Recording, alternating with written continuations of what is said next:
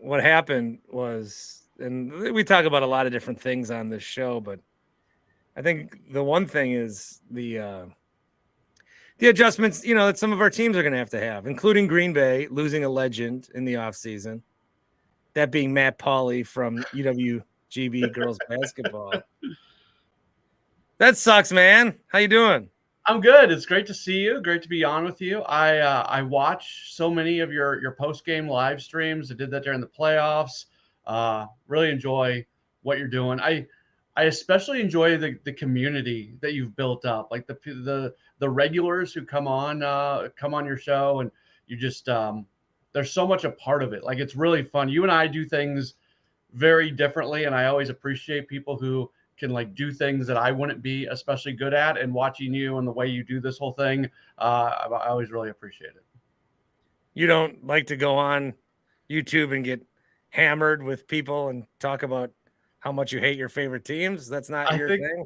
Yeah, no, that's not really the Matt Pauley brand. But I appreciate when you do it. I'm a little jealous actually. Like I don't know if I keep my job if I'm doing live streams at night where I've had a few drinks, and I'm jealous that you can do that. So there you go. Well, I'm jealous. You have a 401k, so a little bit. 6 in one, half dozen in the other. Matt Pauley was with WTMJ for a while with the Brewers post games. You may remember him. After Brewers games, he would get 5 minutes to talk about what happened. Now he is with KMOX, legendary signal in St. Louis, covering the Cardinals. Before we get into that disaster, you're a St. Louis guy. I mean, this is a dream come true for you. So believe it or not, I'm actually happy when I see other people succeed. So I'm happy to see you succeed. That's super nice of you. And I loved my time in Milwaukee. The people, I miss the people. That's the number one thing. You mentioned UWGB women's basketball. From a career standpoint, that's probably the thing that I do miss the most, being able to broadcast those games. And that's a really special program up there. But yeah, growing up in St. Louis, my dad worked for KMOX in the 60s. He was the producer of the show that I'm now hosting at night. So just that whole kind of full circle thing, walking into the station every day and seeing all the awards and everything that's up on the wall. It's a pretty cool thing. So I'm really happy with where I'm at right now. So is that why you got into radio, because of your dad? Yeah. Yeah, mostly. He wasn't really in radio once I came around, but I knew the stories and the history and everything, and it kind of run in my family. And he did media stuff. So that's kind of how it started. My first radio job was actually in high school at a local sports station in St. Louis. My parents let me do the overnight board hopping on weekends, like from midnight to 6 a.m. on Friday and Saturday nights into Saturday, Sundays. And yeah, that's kind of where I started to really fall in love with radio. Because my dad was a teacher. My mom, I don't even know. I mean, she raised the 4 boys, but then who knows how she made money. Not like anything weird, but I don't know how. I don't know how I got into it. I just kind of did. So it's cool to see, like, that's great. Your dad was producing a show that you're on. I mean, I would think about that every time I sit down. Yeah, I've actually recently I've kind of been thinking about it more for some reason. Mike Shannon, the former Cardinal broadcaster, passed away recently, and my dad did a little bit of work with him, and I had a long conversation with my dad about that, and that kind of stirred up some memories. So yeah, I've been thinking about it a little bit more recently, and it's cool. I'll get emails from random people sometimes saying, "Oh, I worked with your dad back in whatever," and it's great to hear you. So it's fun. It's really cool. And you mentioned the station. I mean, KMOX is a legendary station, and to know the people who sat in that seat before me, like, what the heck am I doing? I'm nobody, and to see the people who were there before me is pretty cool. Yeah, I think most people in Milwaukee would agree with that. You being a nobody. Oh yeah, absolutely. Nobody misses me. I know it. What do you mean? They're like, who's that guy that used to be here? Joe Block? No, that other guy. Jim Powell? No, that guy that was on. I never heard of him. Yeah. But you're thriving, and that's good to see. And now you finally get to cover the Cardinals when they are absolute dog shit. My words. We are talking on Friday before we go into the Brewers-Cardinals series. Brewers have a 3-game set in St. Louis to start this week. Cardinals have the Red Sox. Brewers have the Royals. we'll see what happens in those respective series. But either way, the Cardinals are not going to have a winning record by the times the team match up. Talking to you right now, I believe it's 13-25. It's bad. 12 games in an out. NL Central. Yeah, no, NL Central, it looks ripe for the taking. And I think, like, I guess, first of all, tell me what's going on. Because I've been bad with watching Brewers so far this year. I certainly haven't watched too much Cardinals, but I do enjoy seeing when the Cardinals lose all the time. How is this happening? It's a great question. By the way, I don't know if you've noticed, this is my favorite, and this probably won't be true by the time this airs. My favorite weird thing of this, the way things are going right now. The New York Yankees and the Pittsburgh Pirates have the exact same record. The Pirates are a first place team and the Yankees are a last place team. It's ridiculous. And that just shows how bad the NL Central is. And that's why I'm not freaking out about the Cardinals, because even being 8 games back as we're talking, eight games is not an end of the world sort of thing. And I still think the Cardinals have the most talent of any team in the NL Central. That I think there's a few things going on. First off, starting pitching has just not been good at all. They're pitching to about a 5 ERA, and everybody's trying to find somebody to blame for it. You know, they brought in Wilson Contreras from the Cubs in the offseason, and supposedly the starters don't really like throwing to him. So they removed him from the starting catching position, and he's now only DHing. So it was the largest free agent contract in the history of the organization, and he lost his job as the catcher. Eventually he's going to be catching again. But they tried to kind of blame him. The team ERA has gone up since he has not been catching. So I don't think he was the problem. I think there was a reliance on Yadier Molina that maybe the organization did not even realize was there. Molina was so good at what he did. Pitchers never had to think for themselves. Managers were consulting Molina during the game on things to do.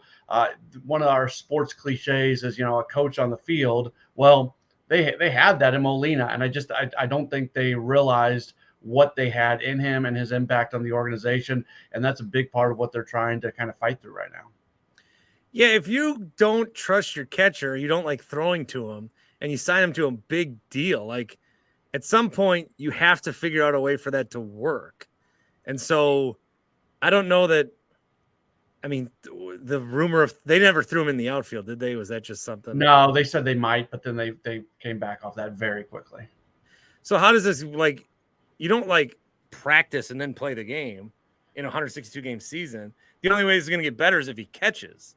Yeah, I think what they're doing a lot of, like, talking through, like, during games, you'll see video, of him in the dugout sitting next to the pitching coach.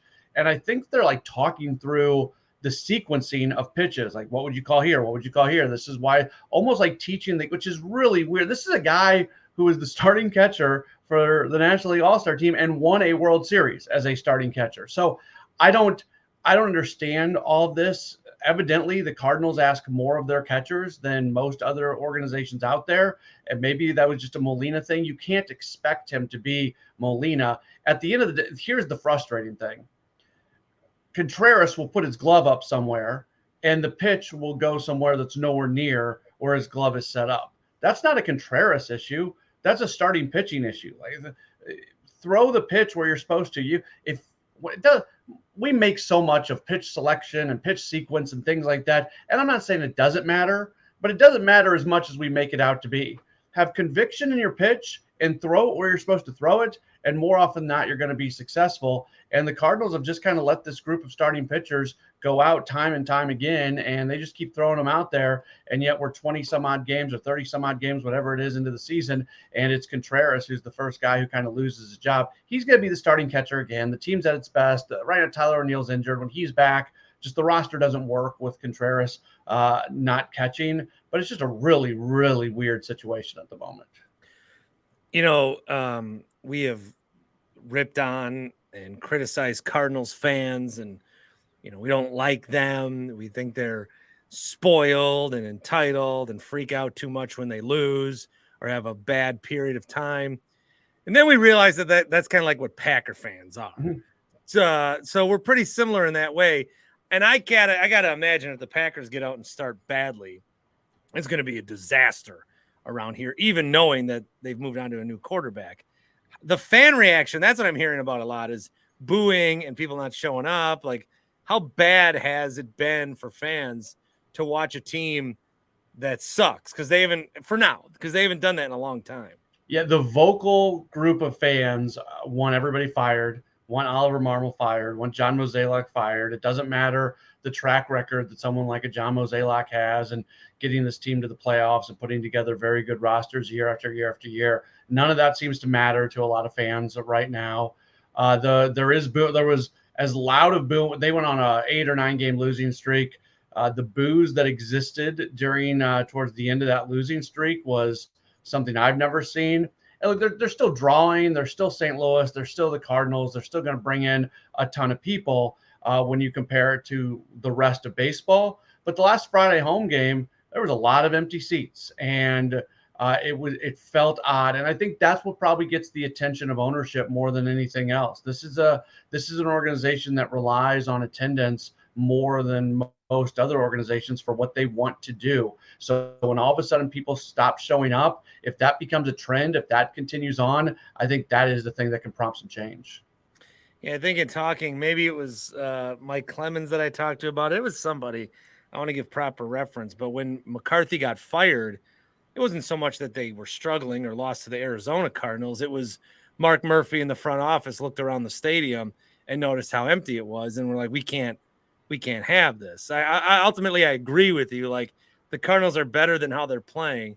And I talked about this last week, maybe threw a poll up on it about who do you fear more, the Pirates with their record or the Cardinals with their record. And it's like 89% Cardinals, because the phrase Cardinal devil magic. And it's not even that. Like, they're a better team than what they've been playing. Like, and in baseball, 162 games, an expanded postseason, they are at least afforded a little bit more time to be like this. Like, the A's are trash. The White Sox are probably in some trouble. You know, some of these other teams just based on their organization. But for a team like the Cardinals that's used to winning, that has talent, just don't dig yourself too deep of a hole. Have a good month in the second half of the summer, sneak into the playoffs, and then baseball is such a crapshoot that I think a lot of those fans are going to be deleting tweets come October or September or whenever. Yeah. I hear from fans all the time. They're saying, well, now because they're 12 games under 500, they have to play 691 ball like the rest of the way to get to this point. And I understand why people are saying that. I'm not as smart as other people. I'm not the smartest guy in the world. So I go with the really simple, basic math. They're 8 games back. If they win one more game than all the other teams in the National League Central per week, they're in first place in 2 months. And you don't think the Cardinals can go win one more game than the Brewers, one more game than the Cubs, one more game than the Pirates every week? Even if it's one more game every 2 weeks, then they're in first place in 4 months from now. So people try to make a really big deal of how far back they are. And I get it. The record's horrible. They have the worst record in the National League. I'm not trying to sit here and say that it's anything but a horrible start to the season. But I'm a big believer in talent wins out, and they have plenty of time to fix this. Brewers and the Cardinals have a 3-game set. I will be live on the 15th on Monday night. I've been doing Monday night lives just because I miss doing the Bucks stuff. And it's also an easy show to press send and record to. But, you know, I do miss that. And I just, you know, I haven't gotten into the Brewers as much as I should. I've been super into the NBA. And I don't know if you know about me, but I do national radio. So I'm kind of a big deal and have to follow the NBA. With the Brewers and the Cardinals, though, that's certainly going to be something that we pay attention to. This has been a rivalry, or at least these teams have been connected for years, all the way back to the 82 World Series. Where, like, if the Cubs get – I feel like if for a Cardinals fan, the rival's the Cubs at like 90 points out of 100, and the Brewers might get like 2. We hate the Cardinals. Do they even care about us at all, Don Draper?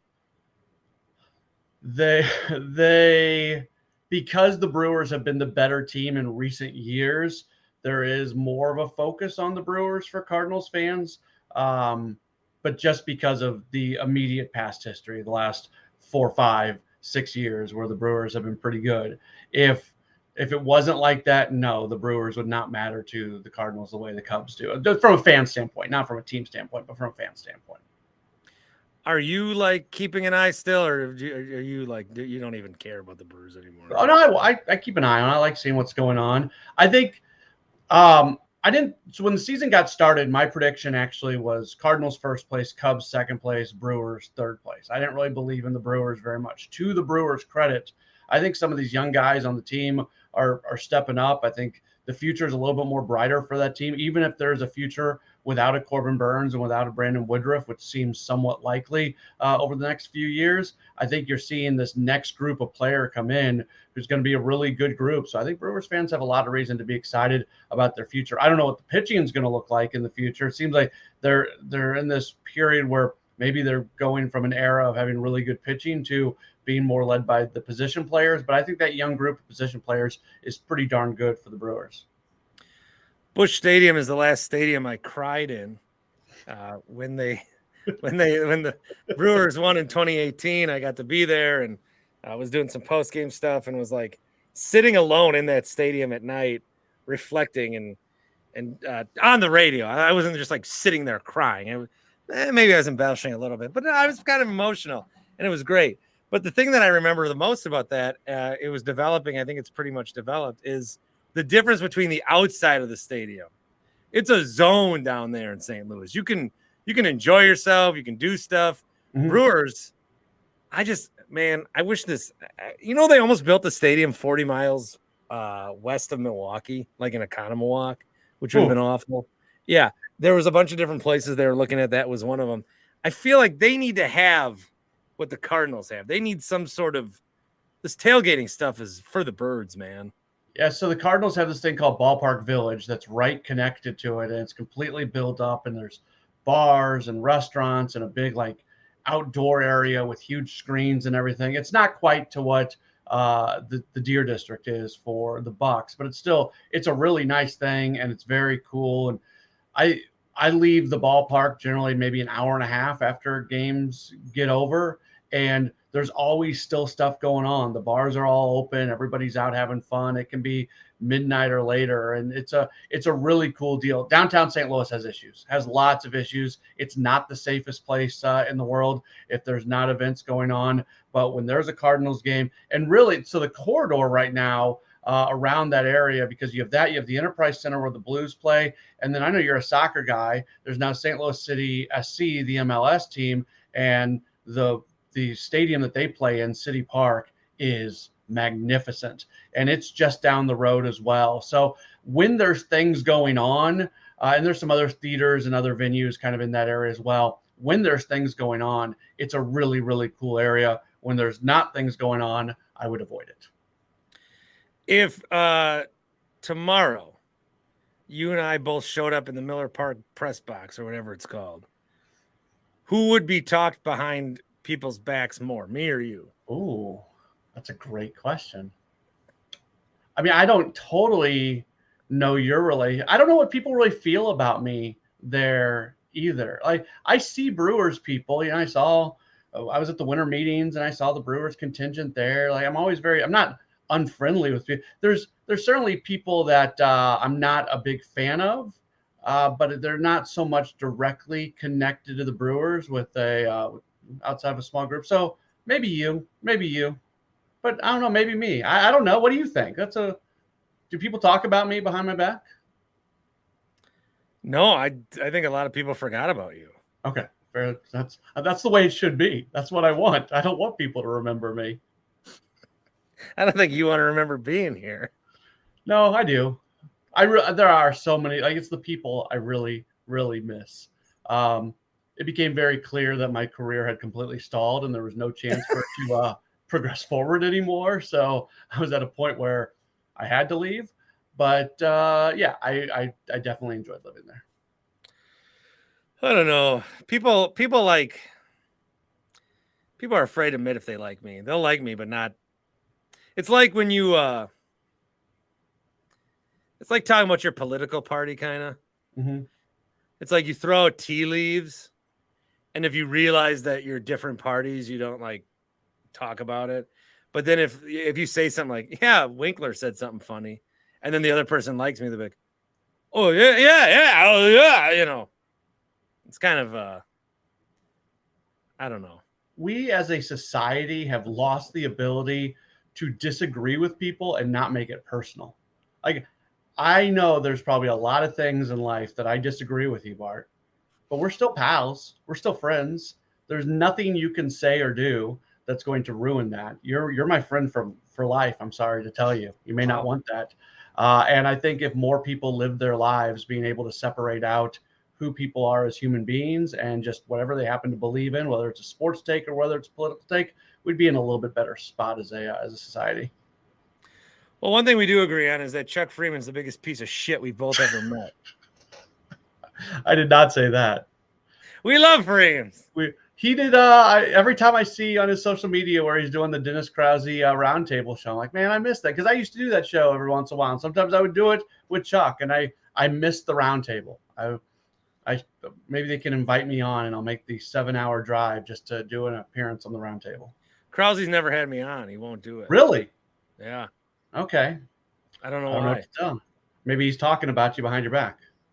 I mean, we've got along when we've met. He won't have me on. Are you did you go on Chuck's podcast yet at all? Because he did like a whole thing where he's like, I'm gonna have Pauley on Pauley. And I don't think he ever asked you. No, I didn't know he did a thing. I didn't know he even did a thing. I would go.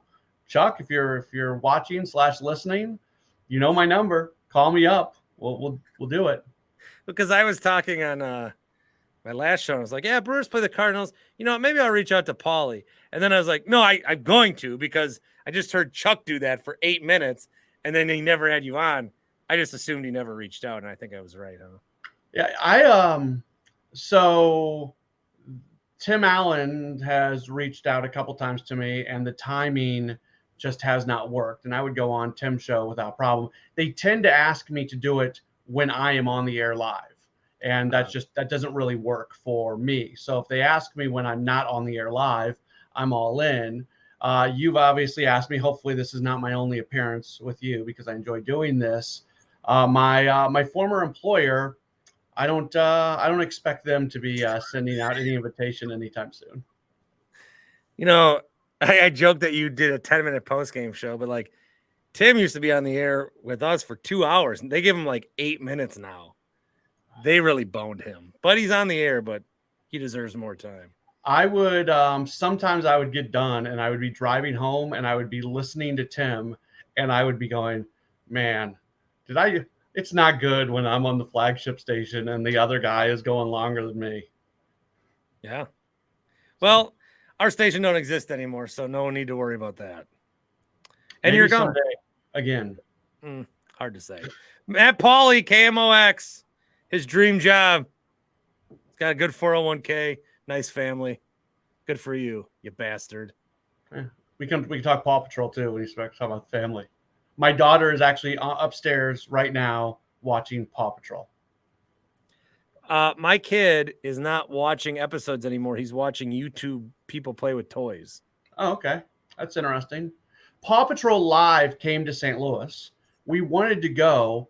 It was so expensive. We couldn't afford it. The cheapest tickets were $40 before all the handling fees. So that turns out to like $55 a ticket. We're not going to drop $150 for 3 people to go to Paw Patrol Live. People make a big deal out of how much it costs to go to games. You can get, you want to go to a Brewers game cheap, you can find cheap tickets. You want to go to Paw Patrol Live cheap? It's not happening. For Brewers games, I wait until the game starts and I sit outside and then I buy on StubHub for like $3. Right. There's ways to do it.